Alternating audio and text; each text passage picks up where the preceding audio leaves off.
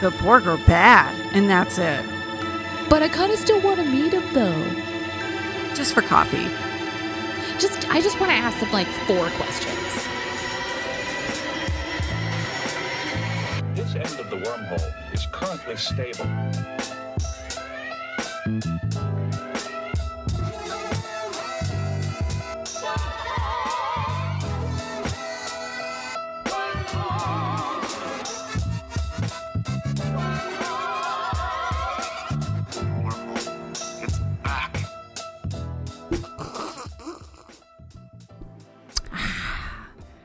All right, listeners, if you couldn't tell, that was me enjoying a mimosa because I am celebrating today on Into the Wormhole with Larissa and Lauren because we are talking about Borg from TNG. Yay! Woohoo! Oh. Which I think it's safe to say, Larissa, that is probably my favorite Star Trek episode. Maybe of all Star Trek, not just TNG, but yeah. And I know you really like it. Yeah. It's definitely, this episode is in my top 5 all-time Star Trek episodes, period. Yeah. I have a poster of Borg on my wall. I forgot about that. Yeah. Where did you get that? I'll take a picture of it and put it online. Dan got it for me. Nice. Yeah, like it was this artist that likes to like make posters for things that didn't have a poster. Oh, nice. I was going to ask, like, why is there even a poster? But that makes sense. Yeah. Yeah. It's very cute. And it's a beautiful poster. But this episode is special. Yeah. And it's a very iconic and beloved episode to the fandom. So it's really hard because when we first talked about doing this podcast, we knew we both really liked Borg, but so does everyone else pretty much. And how do you talk about it? Because it's already been reviewed and dissected and just examined, and there's so many good podcasts or papers written up about it anyways.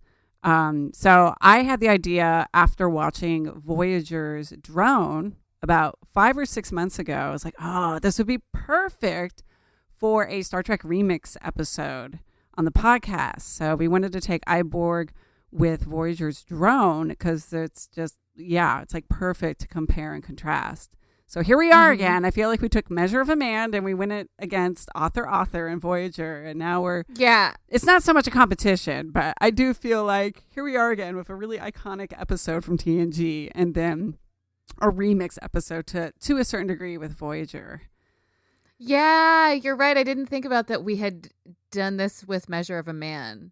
And I mean, it's hard because these 2 episodes are like iconic within the fandom, but also like these are some of the episodes that set the bar so high early on in like the Star Trek Renaissance. Yes. So it makes sense that like writers would look back at those episodes and be like, I would love to do something like that again because they were so successful and they were so well received and they were so different from everything else that was on television. You know, it makes sense. And also there are easy ways to do that with the way that Voyager's structured. You know, like with Author and Measure of a Man, we do have a sentient artificial life form in both series. And then we have experiences with the Borg in both series. So it makes sense to do something like this again with Voyager. I'm also interested to talk about these 2 episodes as they exist in the universe that is continuing now, because these 2 episodes set up a lot for characters on the new Star Trek show Picard. Yes, well. I know. I was like, oh, we're gonna talk about Picard again. We are. We kind of have to a little bit at least. We do have to, as the season. We won't talk. We're not going to talk about the new trailer. We don't have to talk about the new trailer. That's a whole other thing. We probably won't mention it, but it's. It'll be like a bonus. We can always edit it out to be like a little bonus clip. Yes, bonus if we rant too long about it. But we get backstory. I mean, writers drew from both of these episodes for the first season of Picard because we have backstory on Picard, and we have backstory on Seven in both of these episodes. So I'm excited to talk about that too. Yeah. I do also want to point out that, sometimes too, like the bigger themes of story writing in general, not just sci-fi, but the whole kind of like fish out of water story, or, know thy enemy. Like that's something that's been explored a lot. So sometimes in the remix episodes, it's just, you're going to overlap, or you're going to repeat yourself to some degree. I mean, even outside of sci-fi, and, I'm sure that you can find some Civil War stories or other war stories about, an enemy behind enemy lines and getting to know him. And yeah, so this is something that's been kind of remixed and played again and again. So sometimes that happens. But in this case, it's like, Borg is so good. You just can't help but compare one to Hugh. So when it comes to Borg, which it's season 5, it's obviously after the Best of Both Worlds, because it does touch upon Picard after he's become Locutus, and he's obviously still dealing with some shit drama wise. Yeah. It's season 5, episode 23. Great. Here's the thing, like, I feel like Voyager drone, we probably have to get a little bit more into explaining it. But is Borg kind of like Measure of a Man, where it's like, if you're listening to this podcast and you're a Star Trek fan, you know this episode, or do we need to? Can I do a really brief synopsis? Is that a good idea? Yeah. I mean, just to remind everyone, but like, I kind of feel like you know this episode. You should. You know that you guys know this episode. If you don't know this episode, you should. Please immediately watch this episode. I once made my 3 best girlfriends watch this episode with me. One of them is a Trekkie, so she and I were both like crying, and the other 2 were like, I love you so much. This is fun. Gosh. Yeah. And I was like, I was like crying, and I looked over at my friend Sarah, and he was like, I don't get it. Why does he have tubes coming out of his head? No, it was just like, it's not her thing. Well, yeah, right. And I'm like, this, oh God. And he just looked at Geordi after he got beamed up. Is Geordi the guy with the 80s sunglasses? Like, yeah, it was like, she's like, oh yeah, I know LeVar Burton. I love LeVar Burton. I love reading Rainbow. I know. I'm like, oh my God. All right, I'm gonna try to my friends are so good to me. Yeah, they're so nice and sweet. Talk about a good friend moment. Oh, that is good friend watching moment. Something. Yeah, watching the IP that your friend is really into when you have no clue what the hell's going on. Can you imagine all the people who had to sit through like a Game of Thrones episode and were like, "What the shit is going on?" And oh my God, no. Actually, no. That I was a fan, and that was still me every week. Like. What the things we do for the people we love. Exactly. Yep. Okay, so here we go. Quick recap of Borg. Yes, I think I can do this. I liked how when we had Damon and DJ on, that DJ was like, the Enterprise gets a Borg pet, and it's like not too far off. That's even referred in the episode. Picard's like, everyone wants to treat this like some pet. I forgot. Of course we chose this episode for. We didn't, but it came up. Oh, it came up. It came up. That's right. We said we couldn't choose this episode because we had to choose Best of Both Worlds. I don't think. Did we watch Best of Both Worlds? So, see, we're getting a little. God, I don't remember. Anyways, I have no idea what we. Listener, if you've forgotten Borg, or if you haven't watched it, this is kind of it's actually a pretty straightforward episode. The Enterprise comes across a critically injured Borg, and Crusher convinces the crew to take it up to the ship as a humanitarian mission. Because she is an excellent human person, and she's perfect. Because she's perfect.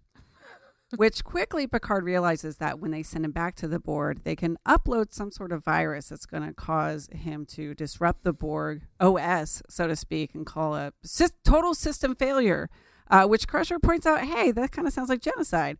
So after that, Crusher and LaForge develop a relationship with the Borg, who gets the name Hugh. Meanwhile, Picard and Guinan are going through their Borg trauma, And they go on a personal journey, each of them, to sort of resolve their inner trauma and issues with the Borg as they get to know Hugh. At the end, Picard realizes that Hugh is an individual, and they decide, or I should say Hugh decides, that he needs to go back to the Borg in order to save his new friend Hugh and the Enterprise. His new friend Geordi. Oh, shoot. Yes, thank you. He's Hugh. To go save Geordi. Thank you. But they are hoping that his new sense of individuality is going to briefly inspire the Borg and might kind of cause some sort of upset. And that's it, really. And this is, Larissa, this is one of the reasons why I love this episode, because it's a fairly straightforward plot that is a skeleton to hang all these wonderful little character stories and vignettes on. You know, we have the wonderful friendship between, you know, Hugh and Geordi, and then we have, you know, Picard dealing with his stuff. We have probably the most vulnerable Guinan has ever been. Yes, I wanted to talk about that. The character writing in this episode is just fucking excellent. Every moment of dialogue is important and is holding a lot of weight. Yeah. And because we're in season 5, we have so much information and backstory on all of these characters, all of our Enterprise crew characters, that now the writers can do things to surprise us. And specifically, Guinan's role in this episode is one of my favorites of hers. And you could argue that in some ways it's similar to Measure of a Man, in that she is the force that tips Picard over the edge to a choice. That tends to be her role with him. But because she has to be convinced first, that's the thing that makes this whole story like, oh shit, you know, because she has personal trauma with the Borg, with her experiences with the Borg. Like, they basically genocided her whole species. Yeah, and they're scattered across the universe, as she says often. Yeah, but to see that critical flaw in Guinan, when she's the person that is always helping other people to open up their minds to new possibilities and new courses of action and new perspectives, to have her be the one that's like, no, I will not. Mm-hmm. And then to see her change her mind so quickly, which is beautiful. To have a character that is that hurt and that broken by an experience, and to have them be able to change their perspective so fast on that trauma, not on their experience, but on the way that they see who is responsible for that trauma, is so beautiful and says so much about Guinan's character, that she can go into a situation with a Borg drone and be like, I was wrong about you. Well, and I think what it also says about this episode is the efficiency of the writing. You said that every line's important, and kind of like Measure of a Man, it's amazing how it's like every line is a sniper shot. Pew! And that's great because in 45 minutes, they really make every line count. And so when you think about it, they're doing a lot. They're going through Picard's kind of stuff, Guinan's stuff. They have not only Hugh as an individual, but they have Hugh and Geordi's kind of relationship. So there's crying, right? Like, crying. So there's a lot going on, but they do a really good job of pacing and editing this episode. And again, you're right, like the writing makes it very efficient. And so, you know, when you think about it, these scenes are just like boom, boom, boom, and they come along, but they do such a beautiful job with the points they're trying to get across that, you know, you're just ready for it to keep going like a train. Like yes, yes. And the acting is so beautiful. I mean, and of course we know that our regular cast is excellent. I mean, we have Academy Award-winning actress Whoopi Goldberg. She in this episode. What is it? An EGOT? Is that when she's they've an won? EGOT? Yeah. Yep. She's Emmy, Grammy, Oscar, Tony Award-winning performer icon Whoopi Goldberg in this episode. And, of course, the rest of our cast, excellent. LeVar Burton, Gates McFadden, amazing actors. But for me, the thing that glues this fucking episode together is Jonathan Del Arco. Yes, I completely agree. He's amazing. I think I mentioned this. He originally auditioned for Wesley and lost out to Will Wheaton, but yeah, he was able to come back for this. And he's he does cute. He does such an amazing job. Do you mind if I gush a little bit about him in this episode? Yes, I'm gonna gush a little bit too. Do you want to gush first and then I'll gush? Let me let you continue your thought, please. Please gush. He is so endearing and so just like his face is like his eyes.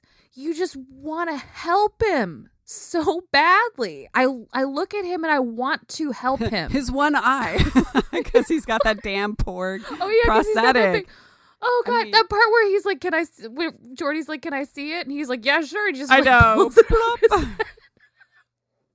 off his voice, his delivery, he is so innocent and so tender.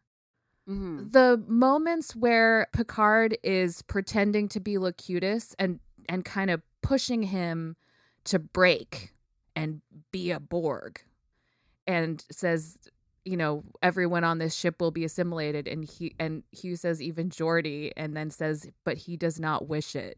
Yeah. Every time he would rather die. Like he says it. Yeah. It makes me want to cry. He's like, he's just passing this test with flying colors. Just so beautiful. And really, that's like the only way that Picard would have been convinced. Yeah. If in private, this Borg is like, but I can't hurt my friend Geordi. Yeah. He says, I will not do it. I will not comply. Oh God. One of the big things we're going to compare and contrast, obviously, is the performances of the Borgs in each episode. And I want to say that excluding seven. Yeah. Oh, yes. The out of the, but one and Hugh. The pet Borgs. Exactly. And also, I do want to throw in that you don't know what the notes from the script said. You don't know what the notes from the director or the studio said. So any negatives I give, I don't want to pin that on the actor, because as creatives, Larissa and I know there's a lot of people involved sometimes in the outcome of a creative product and so forth. Performance. Yeah. But one of the things that Jonathan Del Arco does so well is a lot of times I bring up the acting, like you're saying, his face, like Jonathan Del Arco's acting even when he's talking, but when he's not talking, he's acting when he's not speaking lines. And he says so much through his face, which seems like a duh thing, but you'd be surprised how many actors don't really do that. And what I love is that, Hugh is separated from the collective, and he is suddenly, Jonathan Del Arco plays him not like a child, but almost like childlike, which there's like a slight difference between that. And so it's really great because, he's slightly confused when they give him food. He's, trying to understand them as individuals and just as beings. Like he has these wonderful conversations with Hugh and Crusher about everything from names to why they don't want to be assimilated. He's innocent, but at the same time, they don't play him like he's dumb or like a baby.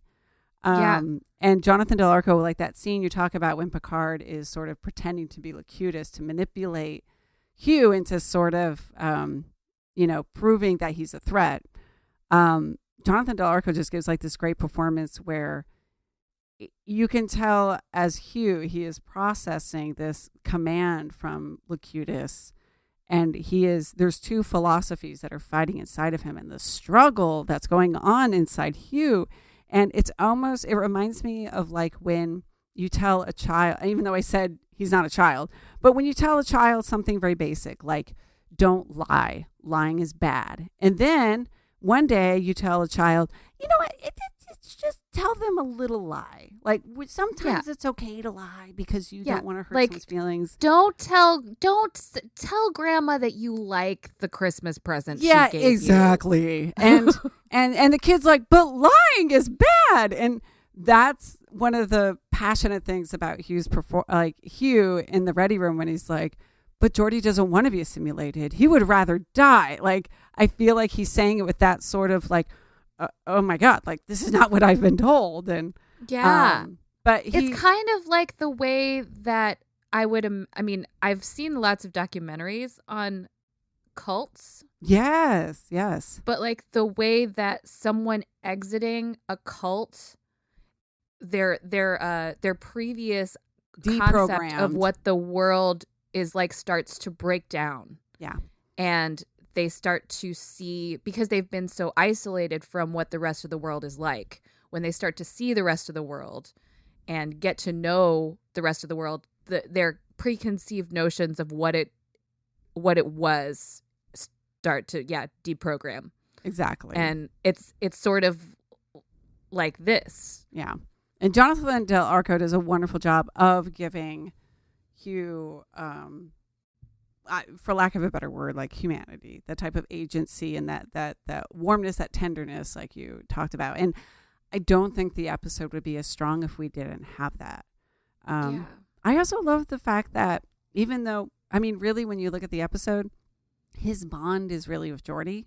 And this is such a good Geordi. Like Geordi, to be honest, I feel like Geordi doesn't get a lot of good episodes. But I do feel like you could count this as a Geordi episode to some degree, even though a big part of it is dedicated to like Guinan and Picard.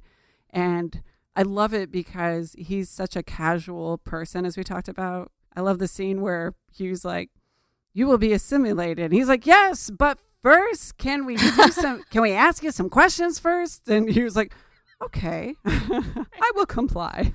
Oh, LeVar Burton is just such a fucking treasure. And also, like, perfect for this situation. Like, I'm imagining, like, and we'll talk about later, B'Elanna as the chief engineer in a similar situation and her reaction to this. But Geordi, the way that Geordi just is as a scientist is always curious. Just always curious, always interested in new information, and always able to accept the new information that he's receiving and allow it to get him to question his reality. That's one of my favorite things about the character of Geordi, is that he is always open to new ideas in like every single situation. He like when he has that like aha moment, Geordi's like aha moment, like face that he makes and like, it's just my favorite. But he has so many of them because he's so open to it, and that's why he's chief engineer, you know. But that's also why like him in this situation with a Borg drone is perfect, because he's not going to be restricted by preconceived notions about the Borg. Also, like, Geordi kind of just treats it like it's another day at work. He's like, all right, he's like, come on, Picard wants me to figure out your programming so I can upload a virus. And then it's only later that He's conflicted, but he might as well be working on a toaster, you know? He's just kind of he's just like, cool. But also that's another beautiful thing about Geordi. He's like, he's literally he's treating Hugh like a person. He's not treating Hugh like a Borg drone. He's treating Hugh like he's trying to make sure he's comfortable. You know, he and Beverly both, they're like, maybe he's hungry. How do you feel? Are you okay? You know, like they're not like, you're a drone and you've done bad things and we're going to treat you like you're a criminal because you've done bad things. They're like, I bet he's hungry. Well, it's interesting you say that because like Geordi is much more detached because, you're right. Like he's not kind of hung up on the drone. He's almost detached because he's looking at him as a machine, basically. Like he's like, how does this thing work? And what's its power system? And then Beverly But also sort of, Geordi's best friend is a machine. Well, this is true. But I think it's sort of that like wonderful casualness sometimes of Geordi where he's just like, okay, this is a system. I have to figure it out. Where's its power button? Oh, okay. It needs a power. All right. Like he's kind of distracted and focused on that. So he can't get kind of overwhelmed by, like you said, kind of any emotionals, hang-ups about him. And then Crusher obviously is like, fuck you, this is my patient. So she's focusing on, again, sort of like biologically though, how does this thing work? How do we feed him? He needs to be taken care of. And I think it's beautiful the way the writers decide to handle Hugh dealing with Crusher and Geordi, because that is like the perfect scenario. You would have somebody who's working on the biological stuff of Hugh and then somebody working on the more, I want to say mechanical. What am I thinking of? Technology. Technological, yeah. Mechanical sounds like he's a steampunk Borg or something. Yeah, yeah. Steam. I said stream. Steampunk. Words. He just put a top hat on him and gave him a monocle. He already has a monocle. He does. Here's my monocle. It is interesting, though, that now that I'm thinking about it, the Data is not in this episode. I have thought about that, and I'm really thankful that they don't. Yeah. It's not like Data trying to teach Hugh about individuality, because Data is still trying to figure that out himself. Yeah. I think it would have become that for sure. But my logical brain is like, but wouldn't Data be assigned to this? It would be a cool conversation. Wouldn't they have Data? Wouldn't Geordi be like, hey, Data, can you come in here and help me with this? Like, I feel like that would have. But I, from a writing perspective, like looking at this like a play, a teleplay that it is, I understand. Yeah, because that it makes sense for Data not to be there. But like, when I think about the Enterprise as if it was real, and if I'm like, Data would be there. And I don't want to get distracted with the Descent episodes because that's like its own thing. But we do get Lore and Data kind of interacting with the Borg after this episode, so. Yes, it does start to touch upon that. It. Absolutely. But yeah, that would be something completely different that actually makes me think of some of the points I have about Drone from Voyager, but we'll get to that in a little bit. But I also, sorry to jump around, but also like, I think this, for me at least, probably the most iconic Guinan and Picard interaction, which is the fencing scene. Oh my God, that scene is so fucking good. Yes, and that of scene course, is so good. And for our listeners, like they're fencing, and Guinan's like, I hear we have a guest, and Picard's saying like, yeah, Crusher wanted to bring him for humanitarian reasons, and she mentions about sort of like, don't let your guard down, and so she pretends while they're fencing to have an injury, and he's like, are you okay? And she whaps him with her little fencing sword. And is like, see, like you had mercy for me. See what it got you. And her kind of wonderful way of illustrating like what could happen possibly. Oh my God, Whoopi Goldberg, like holy shit. Like she is, I am gonna say, and I don't care what anyone else says, Guinan is her best acting role of her career, in my opinion. It's special. It's very special. Mm-hmm. And I'm saying this as someone who hasn't seen The Color Purple in a really long time. I was thinking of Ghost. I do like her in Ghost. No, Ghost, where she got the Oscar? Ghost, she won the Academy Award for Ghost, not for Color Purple. She won for Ghost. Yeah. I mean, she's excellent. She's excellent in Ghost. And I do also love the Sister Act movies. Like I love her. I love her in everything she's ever done. Jumpin' Jack Flash. Yes. Guinan is a special character. And I think one of the reasons is that she had such a hand in creating this character. Mm-hmm. That scene is just painful because they're both expressing the pain that they're feeling from their trauma. And they're both expressing valid points, too, I feel Absolutely valid. Because they're both intelligent people, but they're being informed by their trauma. And they're not processing that until they talk to Hugh. Watching Guinan process that, I have to talk about that scene. Oh, when please. she goes to see Hugh.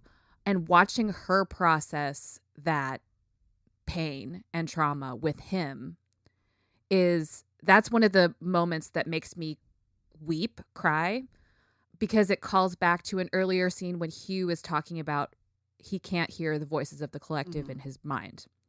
And Beverly says to him, it sounds like what you're saying is you're lonely. And then when Guinan goes to see him to confront him and is making her monologue about how her people are spread across the universe now and there are so few of them left. And Hugh says, it sounds like what you're saying is you're lonely. Oh, it makes me want to cry just like right now talking about it. Because it's not only this fact that it's not just him repeating it too. It's the fact that he understands what it means. He understands Crusher, but he's trying to show empathy towards Guinan. And Guinan isn't ready for that. The fact that this Borg could be empathetic to her. He in her is situation. showing, it's not that he's making an attempt. He's like, he put 2 and 2 together and he realized that they had something in common and he told her that they did. And he was correct. And Guinan was like, shit. Oh, wait. And you see that in her face. You see it happen. And then after that moment, Guinan is changed. Yeah, Guinan is different. And she goes to Picard. And he's like, don't try to convince me. And she's like, no, I think you need to convince me. Which is an interesting twist on their relationship. Yeah. She's like, if you're going to do this, you have to convince me because I just changed my fucking mind. Yeah. And she's like, wait. You haven't even talked to him? Like, yeah. And that's also like the fundamental difference too between the two of them is that she's like, she was ready to go talk to him. She's like, here we go. I'm going to go talk to him. But only after Geordi pushed her. Yeah. Geordi did have to push her a little bit. And then also that's Geordi. Like, Geordi is such a good friend to like everyone. He has the best line. She's like, I wouldn't have anything to say to him. And he's like, well, maybe you should just listen. That's what you do anyways. Like, so many good lines in this episode. It's like, again, those sniper shots, just pew, pew, pew. Sniper shots. And everyone's got them. Everyone has one. I mean, Crusher always has lots of them, especially when it comes to like, she's like, so you're telling me I can't do my job as a doctor? Are you really going to fuck with me right now? Like, I just want to make sure we're talking about genocide. Like, I just wanted to make sure. Just throwing that out there. Genocide? Is that what we're saying? Yes. And then there's a lot of stuff from this episode, of course, that like ends up getting used in Voyager, like the genocide thing. There's the whole thing with Icheb and how he got assimilated, how his parents created him to destroy the Borg. So like this does feel like they went back to this episode, not just for Picard, but for Voyager as well. And like, it's like they looked back at like the best Borg episodes. They were like, cool, we're going to pick these parts and then seed Voyager with them and seed Picard with them, you know, which makes sense. I mean, that also comes back up in Drone as well. And then there's another episode where it's the episode where Seven is hearing all the voices of the people that she's assimilated. And then they find that piece of the Borg drone that's been infected with a synthetic virus to destroy it. And there's like, again, another species of alien that's like, we developed a virus to destroy the Borg. So some of us got assimilated on purpose so that we could destroy the Borg. Like, it's... Yeah. Well, hey, everyone's trying to fucking destroy the Borg. Like, but... I understand why. I get it. I did think this was a little weird in this episode when Picard and Guinan were talking, and Picard was like, they used to, back in the day, they used to use lab like rats and dogs and animals for tests. And sometimes there'd be a problem if someone got, I'm sorry, he's talking to Geordi. And it's and he's, don't name the lab rat. Yeah. He's like, it would be a problem if they got attached to their specimens. He's like, I recommend you, detach yourself from, and I'm thinking like, yeah, but didn't you guys decide that was like horrible? So shouldn't the fact that you're making that comparison be a bad sign? That's the only thing from this episode that I realized the point, but I'm like, Yeah, but you should be even disgusted with that. Like, I think that's a scene that's an indication of like how deep in his trauma Picard is. that he's trying to rationalize it. Yes. Yeah, Yes. I actually agree. I was like, that's kind of nice to show that he's so trying to stonewall this issue that he's like, no, you guys can't see what I'm doing. I'm like pushing my hand up to the camera, being like, I don't want to face this issue. No. La la la la la la. Yeah, exactly. Listening. Yes, but I agree. Picard, most of this episode, he's like, la la la la la. I can't hear you.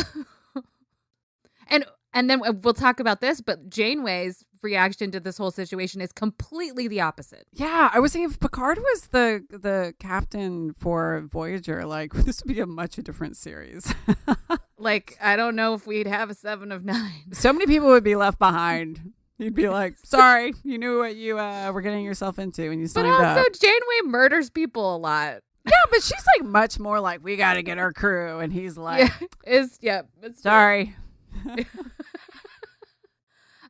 So I feel like that's a good segue to maybe starting to talk about Drone. All right. We are going to talk about Drone from Voyager. And you probably know better than I do. What season is this? Like, what season episode are we at? This is season 5, episode 2. Oh, okay. I thought we'd be farther along. I just want to say one thing before we start, because I did do my due diligence and kind of read up on this episode. But I feel like an interesting thing to talk about. I didn't. I'm sorry. No, that's okay. I love like watching episodes and reading about them on, the internet and kind of getting the background. Yeah. And this one I was really curious because, I mean, obviously you watch this and you kind of have to think about, Hugh and Borg, but part of me really wanted to see where this episode started from. And it started in a much different place. This episode originally was pitched as a quote unquote Terminator Borg. They wanted this technologically they wanted this like futuristic Borg with this super technology to like wreak havoc on the ship and be like a killing machine. And eventually it got rewritten to be more of a, again, kind of like trying to make it a character story with like obviously 1 and 7. And then the idea that like, what if 7 and the Doctor were kind of like parents to the drone. So I kind of feel like I have to mention that first, because when I watched it knowing that, I was like, okay, I feel like I'm kind of getting insight to a couple of things about this episode, but I want to give it to you. I'm throwing the ball in your court and seeing what you think about Drone. And if you want to give a little bit of a synopsis to the listener. Oh, sure. I would love to. Have fun, because this one's, I feel like, a lot more, woo! It's more convoluted. Yes. So, Drone. So there's a small away team that's going to survey, what is it? It doesn't even matter. They're doing a survey in space. Oh, it's a little baby nebula. Oh, okay. That's just being born. And I think it's 7, the Doctor, and like Tom and B'Elanna. And they end up flying through this nebula and something bad happens. So they need to be transported out. And when they're transported out, something happens with their patterns and they're all mixed up. Transporter accident. Right. Do. Ding, ding, ding, Our ding, first episode. They're like, I can't separate their patterns. And then they're like, okay, got it. Patterns are separated. Everyone's fine. And then the Doctor's like, glitch. My mobile emitter. I should have done a drinking game where I just drank. I did a shot every time the Doctor was like, my mobile emitter. You'd be so rushed to the hospital. He will just my mobile emitter, but my mobile emitter. He's like, something's wrong. It was damaged in transport. So B'Elanna's like, I'll take a look at it tomorrow. The next day, the Doctor invades her privacy more than one time while she's changing and trying to take a shower. I don't understand how this is possible. I was very upset. I do love the fact that it's like 6 a.m. and he's like, hello. Early bird gets the God. Like this is a great episode for Robert Picardo, I must say. It is. He's very funny, but it's also very 1998. It is. Like, yeah. It's like, you do not. No, you do not. That is You absolutely don't. Yeah, he especially kind of, especially on a view. Like, why couldn't it just be audio? It would have been funny if it was just audio too. I know that was just supposed to be like a yada da da da da Robert Picardo. That's fine. Wait, I feel like if the listener is completely like, what the fuck are they talking about? He's bugging her, and then when she proceeds to the shower, he shows up there on screen, and she's like, "Hey," and he's like, "It's nothing I haven't seen before." So that's what we're referring to. Yeah, which is very dated now. It's very dated, and also like I'm like, why is there a video phone in your bathroom? Right? That's a good question. Anyway, during the time that Milano was sleeping, we like get a zoom in on the mobile emitter in the science lab, and it ends up after people leave and it's dark in there. The mobile emitter makes two little, like, what are they called? Pew! I don't know, but like tentacle. It's like Doc Ock Spider-Man tendrils, where it's just like. Pew. They have a name though. What are they called? I don't remember. Yeah, the little wires? Wiggly wires. And it starts to plug itself into the console that it's sitting on. Mm-hmm. The next day, this ensign goes in there and is like, "What the fuck is this?" And gets pierced with the wiggly tentacle Borg tentacles. And when he's discovered, they take him to sick bay, and then they find out that the mobile emitter has created a Borg maturation chamber, taken DNA from this ensign, and started to grow a fucking baby. Oh, the Borg babies are back. And it's a CGI Borg baby, too. It's a little Voyager. CGI Borg baby. It's not an actual baby with things glued to its head. Which we have seen before in TNG. God, I love it. I love it. We do see one time a baby with things glued to its head on Voyager, and that is baby Naomi Wildman. Oh, but no, in TNG, remember they pull out like the drawer, and it's like, oh yeah, there appears to be, and that's like the only time you can tell the writers were like, the Borg don't do that. No. Yeah, no. But then here they're like, the Borg don't do that. Yeah. We're like, but they did though. They did. I guess they could assimilate babies, though. They could assimilate a baby. That is really fucked up. Yeah, and then they would just be like, well, we'll just put them in this drawer. For now. Like, we'll put it in this drawer that's like for like baby chicks, you know? Right. Under a heating lamp. But so it's just like this Borg baby floating in this goo in a chamber. Yeah, like a water-esque chamber. Yeah, and they discover this because Seven's like a proximity detector in her one of her nodes in her head is like ding ding ding, there's Borg nearby, and she's like, where's the Borgs? Harry's like, there's no Borgs, and she's like, something's telling me there's Borgs. It happens again. That's when they find the ensign in the science lab, all that stuff. Yeah. So she's like, hey, Janeway, I can shut this down. We can just shut it down. And Janeway's like, no, let's not shut it down. She has that voice. I'm not ready to make that call yet. Oh, I forgot. I also forgot something really important, which is that when they're like, oh, there's a Borg signature coming from the science lab, and Seven's like, I'll meet you there. Immediately, the doctor's like, the science lab? That's where my mobile emitter is. I know, and he says it it's like he doesn't break the fourth wall, but he's not saying it to anyone. He's clearly saying it so the audience will remember. Don't forget, people, the mobile emitter. Yep. But really, all this does is just like make the doctor really obnoxious about the mobile emitter. Oh. And I understand, like, he does it so well, though. He's like, my freedom's at stake. It's amazing. So yeah, Janeway's like, let's not shut it down. Let's see what happens. So they just like wait, literally just like a few more hours. Right. And then all of a sudden, boink. This thing's already an adult Borg. This grown Borg, who is not played by the same guy as the ensign, which is a disappointment to me, exits the maturation chamber and immediately is like, give me instructions. what is my designation? Yes. And Seven is like, I'm going to try to do this. Janeway says we should try to like get you to be a team member now. So I'm going to try to tell you that you're an individual immediately, and it's going to confuse the shit out of you. I thought you were going to say team player, which I feel like would be very Voyager. We're a team. We're a family.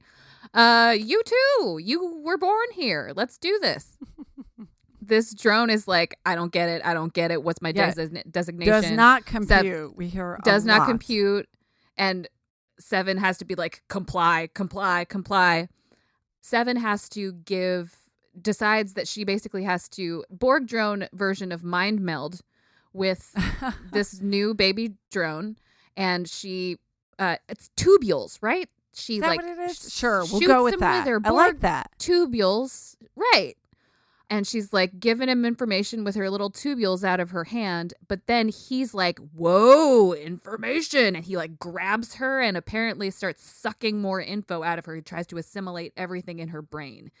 And as this is happening, she looks at him and she says, please stop. You're hurting me. Yeah, she's like, stop. And like, you're hurting me. Yeah, like physically. Yeah. And so he stops. This will become important. Mm-hmm. This is kind of like it sounds like what you mean is your lonely line. I just like, by the like way, that I got line. through Borg in like 2 minutes maybe. And you have just described maybe the first 10 minutes of this episode. I know there's actually a lot going on because like they don't just find a drone. They're growing a drone. The drone is growing. It's also years later. This is 1998, you guys. It was more complicated in 1998. Anyway, that's when he's like, oops, sorry. And he stops. She then just like kind of takes him on as her little baby. Yeah. She's sort of the mother figure, surrogate mother. Yeah. So she creates like these bricks that he can assimilate information from, and she starts to basically just keep teaching him. He keeps asking her about the Borg, and she's like, I don't want to tell him. Let's not talk about that right now. Tell him about that because it's also really difficult for her because she is still going through the process of recovering from the trauma of being assimilated. So she had turned off the little radio device in his head that would contact a Borg ship. Isn't it like a proximity? No, it's like a homing beacon. Okay. To like contact the Borg and be like, come get me. Yeah. Homing device. She turned it off. Walkie-talkie.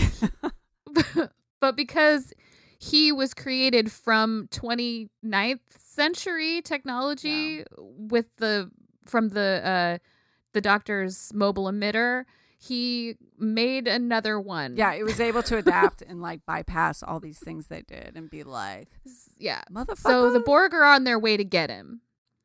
And the Voyager crew are like, shit, this is like the most advanced drone that's ever existed. If they assimilate this drone, like we're all fucked. Exactly. Like we cannot let this happen. So I can't remember when he chooses this name. I don't remember. He's like, I can take care of them. I can get rid of them. I can do this. And he like beams himself. Apparently he's got his own transporter. Yeah. Built-in transporter. He goes on the ship and then he's like going up to them and going like, pew, pew. And just like hitting them with some sort of force field. Yep. So he blows up I can't remember if it's a cube or a sphere. And they're like, oh crap, he just did that. And then they find out that he's still alive. So they beam him to sickbay, and he's dying. And he just, saved all of their lives. And he's like, they will never stop looking for me. Yeah, they know about me. They know about me now. And they know that they want the technology that I have. They want to assimilate me. And then he says, I was an accident. I should not exist. And it's really sad. And then the doctor's like, we can talk about this later. Right now, I got to do my surgery. And he's like, joop, and puts up a force field, preventing the doctor from saving his life. And it's really sad. And then Seven looks at him and says, you're hurting me. Yes. Which that like bookend of the echo of that moment is to me the best part of the episode. Just God, that like destroys me. Yeah, completely. She says you're hurting me, but it's more about heartbreak. Yeah, And then one dies, and it's really sad. Yeah. But hey, the doctor got his mobile emitter back. I have to admit, during the episode, I was waiting for him to be like, well, this is nice and all, but like, can I get my fucking mobile emitter back, maybe? Can we just beam it out of his brain? Yeah. Hey, guys, like. So it's a much more complicated episode. It is. And it's mostly centered around 7 and 1. There's definitely less of a plot specifically following crew members having to come around to this Borg drone.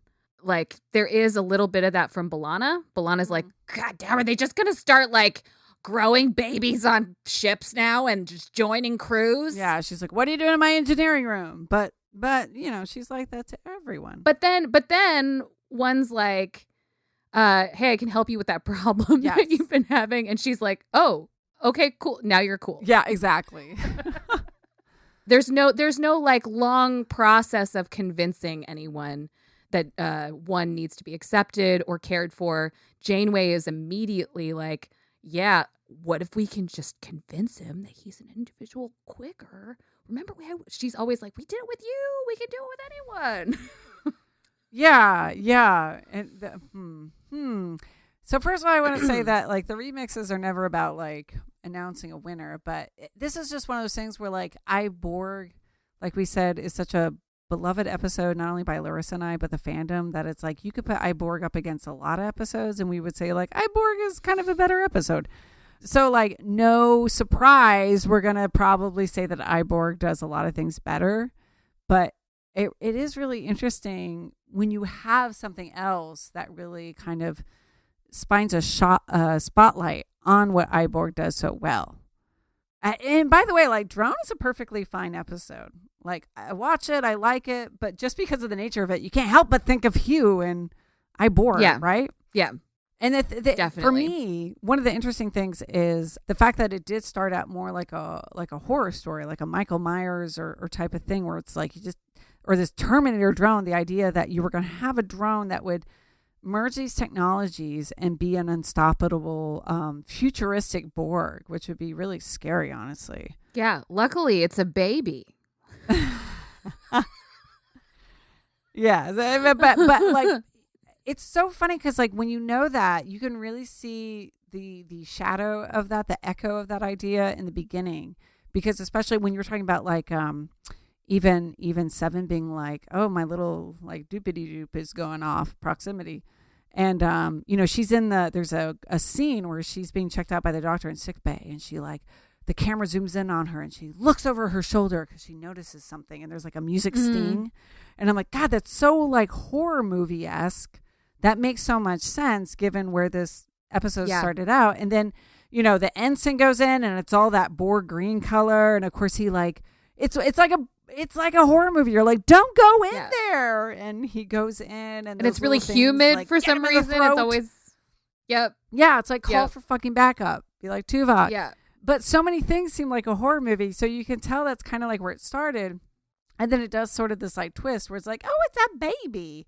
But it goes, I was thinking about this earlier this week, because it goes from horror movie to like 3 cadets and a baby to like almost like an action film. By the time we get to the end, there's a lot of like tonal changes. And we were just talking about how Borg was like so efficient and kind of that sniper, you know, precision of dialogue. And it was just so well edited and cut.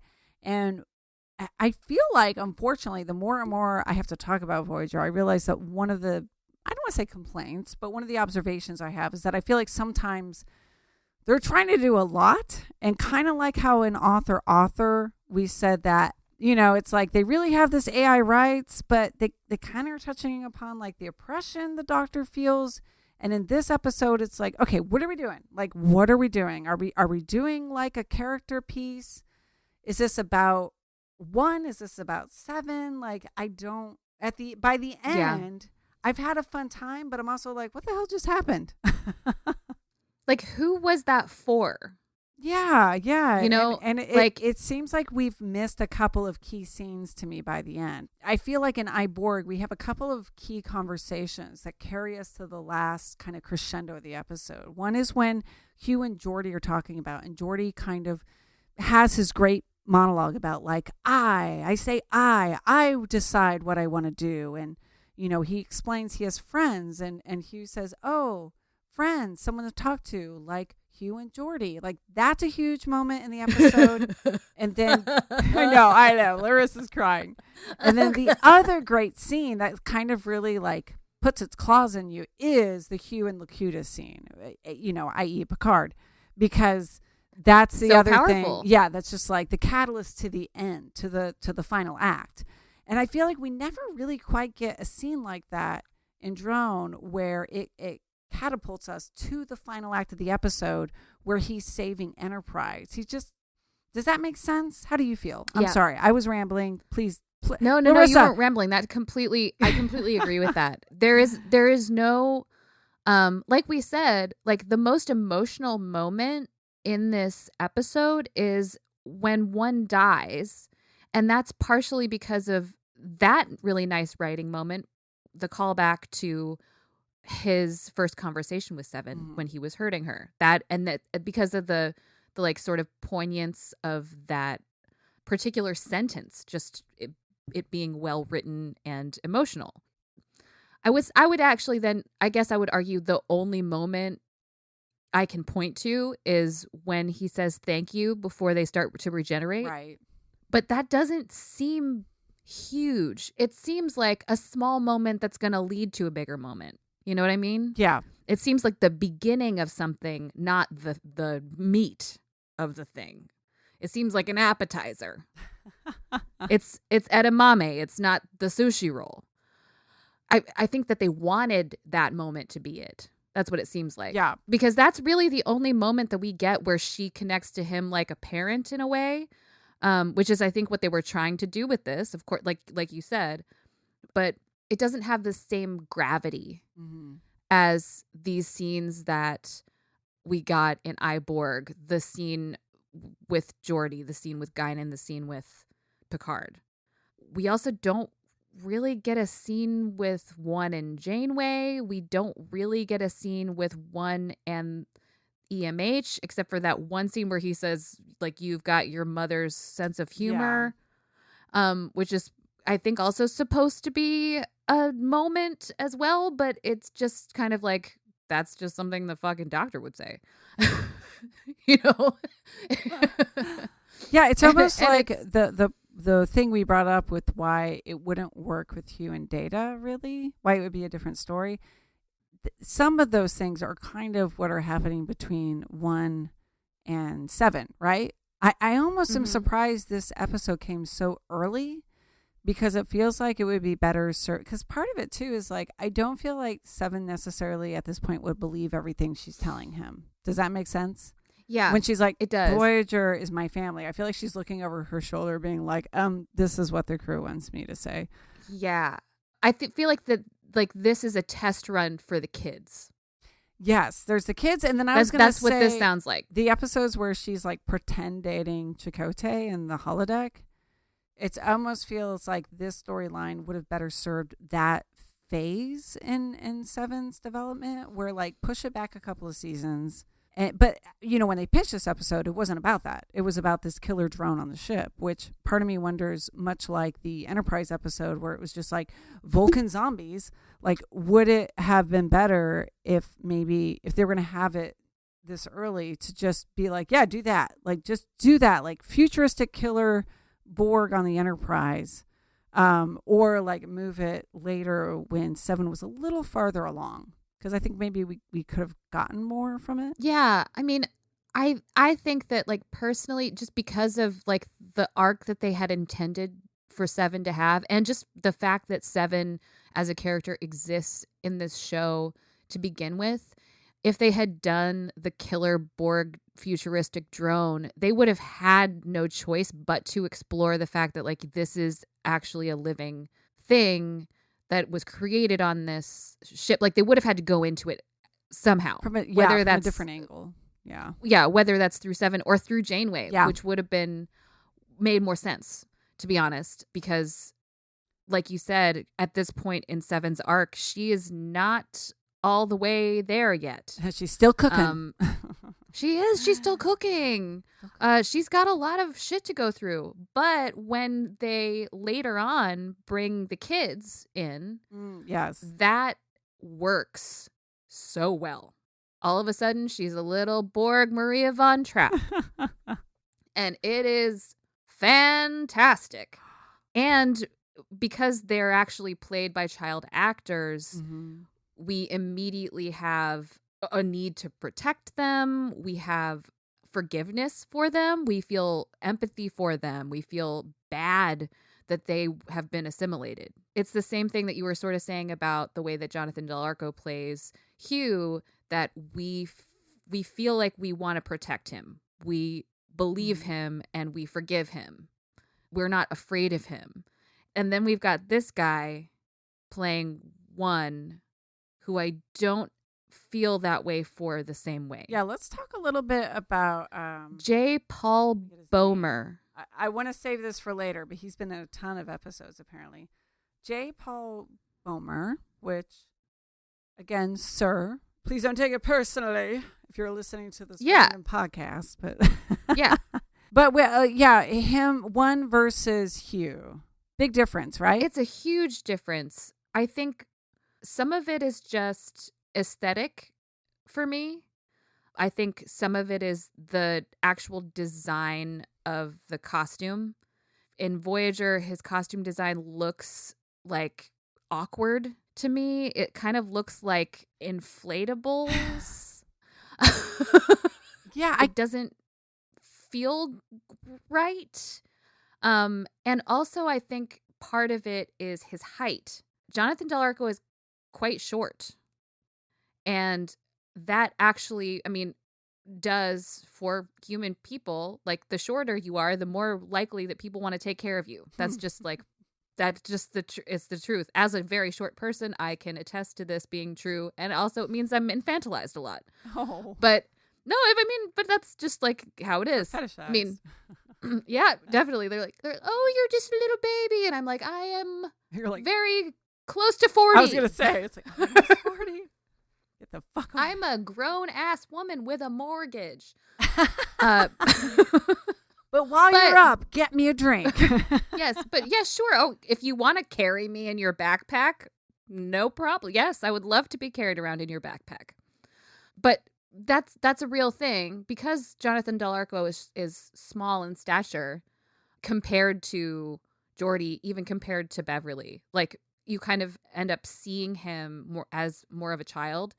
The actor that plays one is very tall. And he's more like of a man. Like if for instance, if Jonathan Del Arco he's more masculine, did try for out sure. for Will Wheaton, that tells you something about his age when he played Hugh. He is definitely supposed to be like a late teen. True.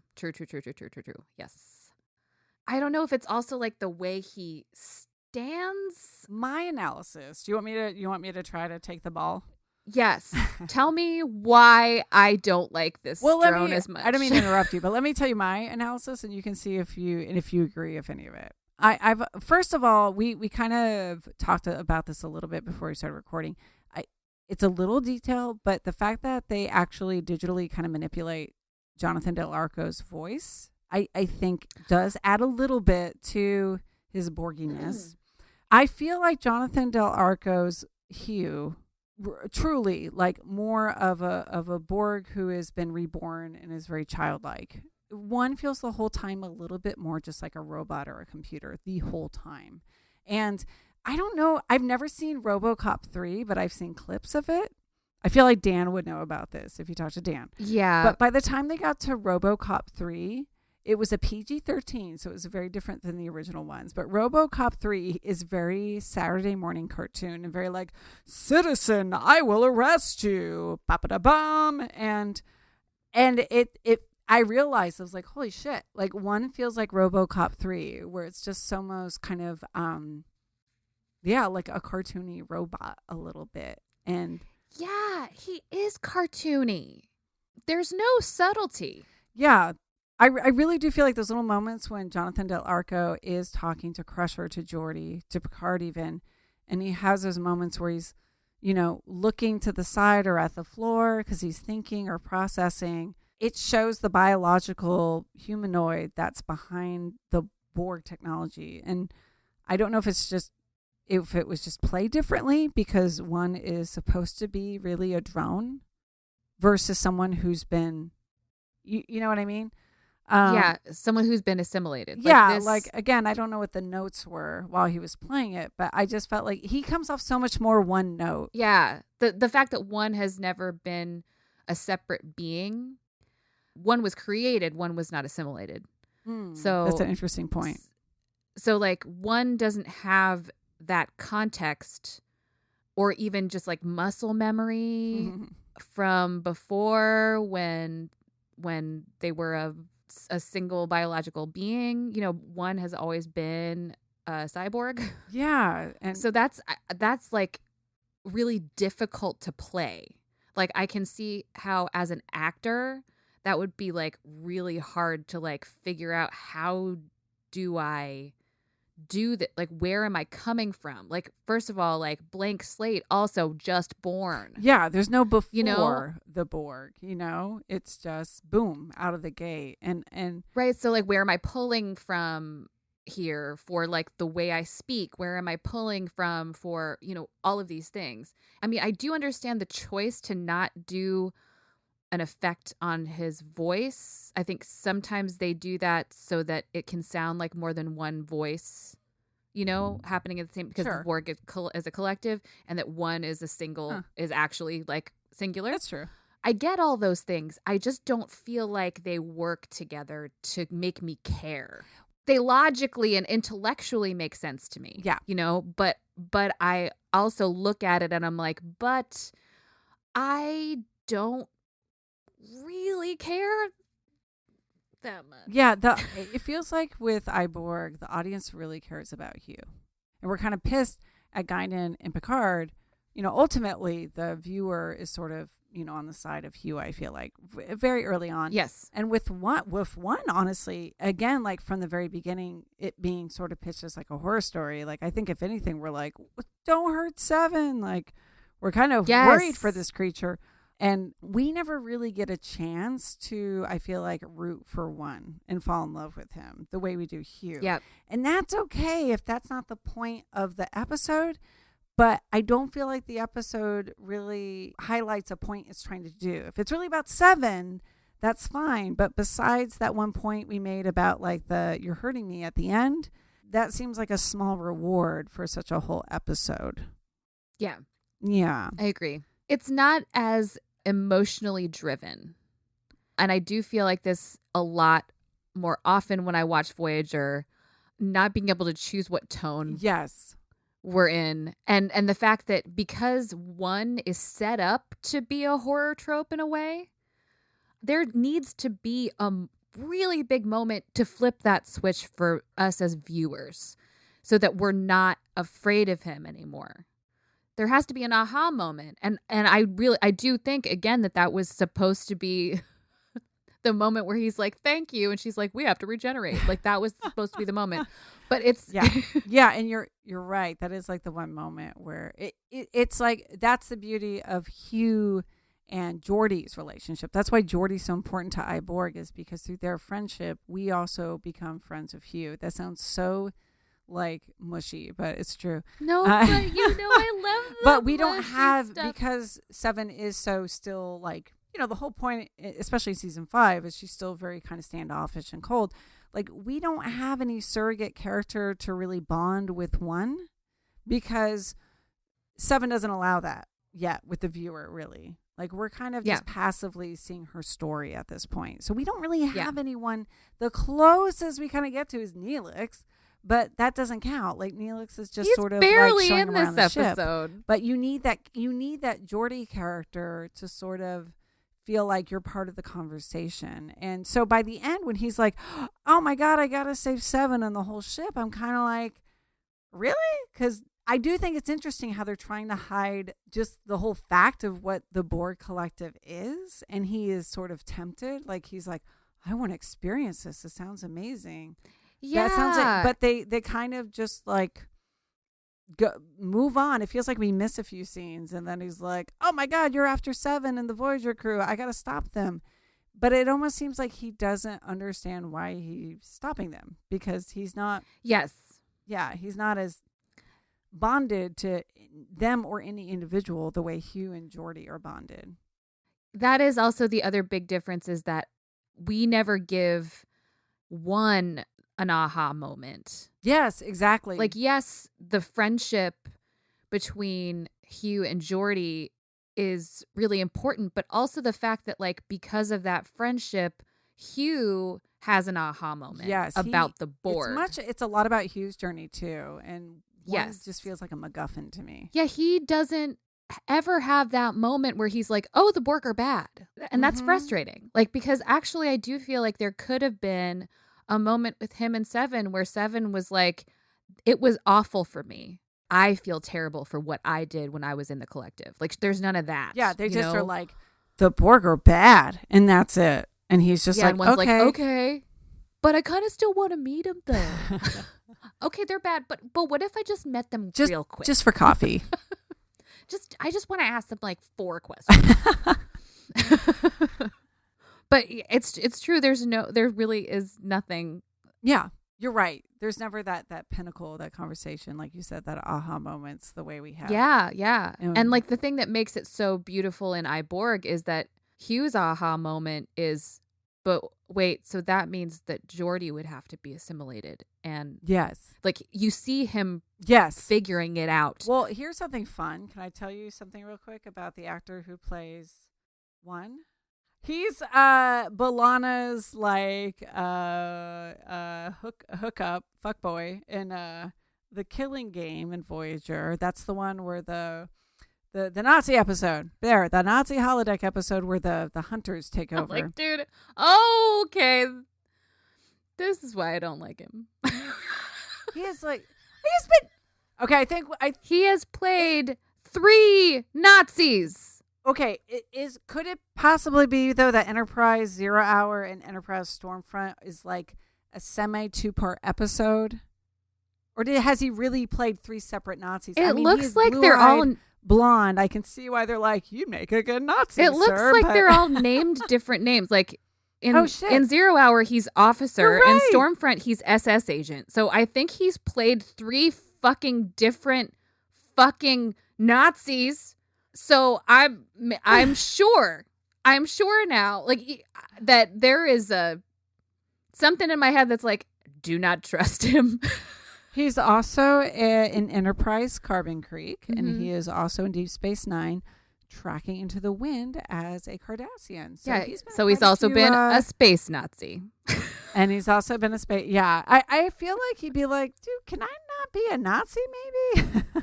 Like, I'm sure that's why he was like, yes, give me this drone character. I love it. It's not a Nazi. Right? It's a baby. So he's playing Nazis and babies.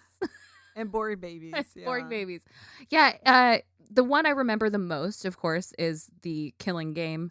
Yeah, I agree. And I fucking hate him in that episode. Yeah, I mean, he's great. He's fantastic. He's disgusting. He's so slimy and gross. And he's perfect for that role. He is absolutely perfect for that role. But like, now that I'm thinking about this voice. You're a great Nazi.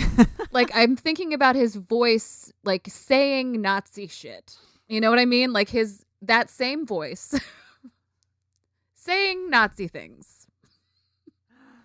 And I thought about that. Can you imagine all the, like, casting directors are like, quick, get us all the blonde, blue-eyed chiseled men you can find. Yep.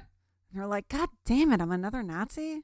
Oh my God, he was in a movie called The Good German. Oh my God, what the fuck? No. This guy. He is best known for his numerous appearances in Star Trek universe. This is Wikipedia. As Nazis. As in even Nazi. Video games.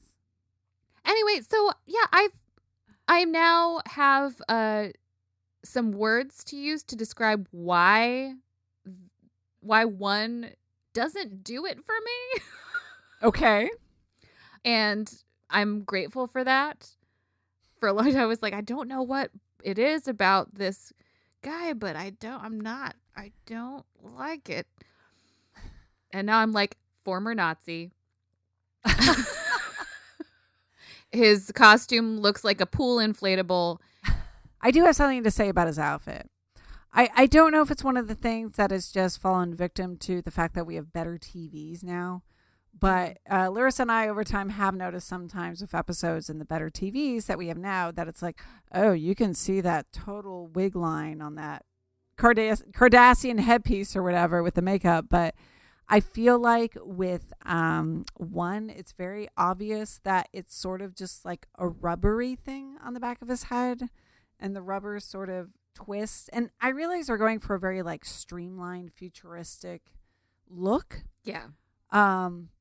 But it unfortunately, this sort of like rubber piece that he's wearing that seems to just bend when he bends. It doesn't have a lot of joints or anything.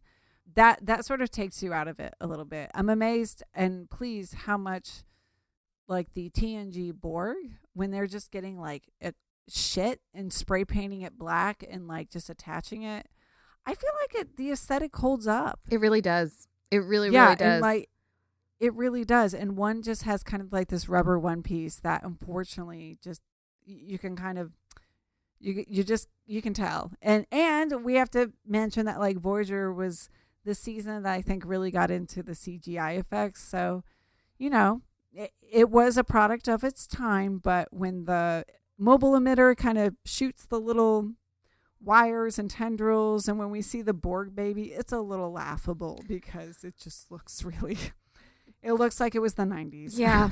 It doesn't look yeah great to me. It's kind of, I just feel like this in general, like practical effects just tend to age better than early CGI. Yeah, well, especially early CGI on a budget. Yes, absolutely. Also, there's something about like his skin as well. Like in the era of Borg, it's like they were just like putting like white cream face paint on. Yeah, and like flour. Yeah, on you know, and it was like fine. I was fine with it. There's something about this texture and color. It like makes me afraid that there are insect larvae in there. I'm not a fan. Like it looks like decay to me instead of looking like like with the Borg skin color in TNG, it kind of just looks like lack of blood. Right. And this design looks like he's been a dead body in a river for too long. Yeah, almost like zombie-ish a little bit. Yeah. I can see that. You're right. A drowning victim. Yeah, it does look more sickly, more dead. What did you say, like decomposing? Yeah, he looks like a drowning victim. Oh no, it's like Twin Peaks. Yes. It's like Laura Palmer. It's Laura Palmer. No. Or like any fucking dead body in a river in CSI Miami, you know? Right. That's what I'm seeing here. In conclusion, yes. I have a thought though of a way a way that I would have solved this.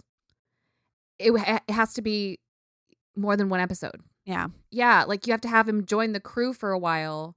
You have to give him a several episode arc, and then when he dies, it's like, oh shit, you know, because like he's basically just a child, so like you have to like teach him how to walk. Like basically, like he didn't even know how to use his little tubules, and she had to show him how to use his little tubies in his hand. You know what I mean? Like we need to give him more time to grow up and realize these things. That you can't do that in just a single episode. So if we had him on Voyager for like a month, even just a month, then it's like, oh, he gets it now. Now he's like growing up here, you know? Well, and I think this shows again, like the efficiency of the writing, where not only makes sense, but they're able to just sort of make these great little compact nuggets of storytelling in TNG. Is I think you could have told it in one story if you wanted to. I mean, for comparison, I thought this was interesting. One article I read about Voyager pointed out that it's the first time we hear one talk, we are 18 minutes into the episode. Versus by the time that Picard is talking about in that ready room scene where he's talking about, hey, let's maybe put a virus on Hugh and send him back. That is 10 minutes into the episode. So that just tells you how different the pacing is. Yeah. So we did spend a lot of time on some horror movie tropes. We did. And so it's sort of like, because Voyager does tend to, I think, stuff itself. I even think if it was a two-parter where the drone does join the Borg for a while. Because that's where you feel like the episode is going. Like he's going to get tempted and join the Borg and then be like, oh shit, and then have a change of heart. Yeah. But it doesn't. It just sort of like wraps itself up. Yeah. Technically, logically, that couldn't happen because then they would assimilate his technology.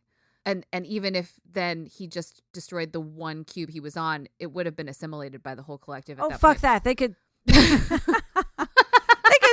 They can write their way out of it. Come on. They can write their way out of it. He's a 29th century Borg. They could totally just be like, he bloopty bloop da boop boop boop. And then it's like, oh, okay, moving on. You're totally right. You're right. Logically, that's what would happen. Yeah. But he'd be like, well, my technology was able to blah, blah, blah because it's from the future. They could literally do anything they wanted. And then I would be like, that doesn't make any sense. Exactly. And then we'd be having an episode about how that didn't make sense and why the episode didn't work because of that. And we'd be like, he should have just never gone to the Borg in the first place. Wow, it's like we just time traveled or something. Oh, you know how I feel about that. We just went to a different... Oh, my God. I'm excited then for us to talk about the Picard trailer. Oh, I know. I'm like, fuck. Oh, God, I know. Well, this has been really fun. I love the Borg as just an entity in this universe. And like one of the things I love the most about Voyager is that it goes so deep into exploring the Borg. Oh, yeah, definitely. 7 of 9 is one of my favorite characters in Star Trek, period. And I love episodes with her. It's interesting to look at this as a trial run for the baby Borgs later on. Yeah, it's a fun episode. Mm-hmm. It's a little sloppy. Especially when compared to iBorg, but I still enjoy it. Yeah, I enjoy it too. Yeah. I mean, iBorg, again, I probably came very close to tears several times during this discussion, just talking about iBorg. Right. It is, I will tell you, the only thing that I really think Picard was good for was for Jonathan Del Arco to come back. Why did they have to He did a beautiful job, and spoiler alert, gonna give everyone a chance to pause for Picard if you still haven't seen it. Hugh, as we know at least, has passed away. He dies. But so that was stupid. But that was so fucked up. Like, what the fuck? Like, why? How dare you? With Picard and everything, Jonathan Del Arco did a great job, and it was wonderful to see sort of Hugh's story continue. That's for me, like the only good thing. Yeah. Why would you not like save a moment for him to have with Geordi? Like, why did they not even mention Geordi? Like, why, like, if Picard had just been like, have you spoken to Geordi? And Hugh had just said, we just talked yesterday. Like, if they had just like mentioned that they're still friends, like just in passing, it wouldn't have been a big deal. Just put a tiny little bit in there. Then I would have been like, oh good, they're still friends. Extra special thanks to Paul Horton, aka No Stress, for our Star Trek Remix theme song. Find us in the collective at intothewormhole.show. Into the Wormhole is brought to you by We Own This Town.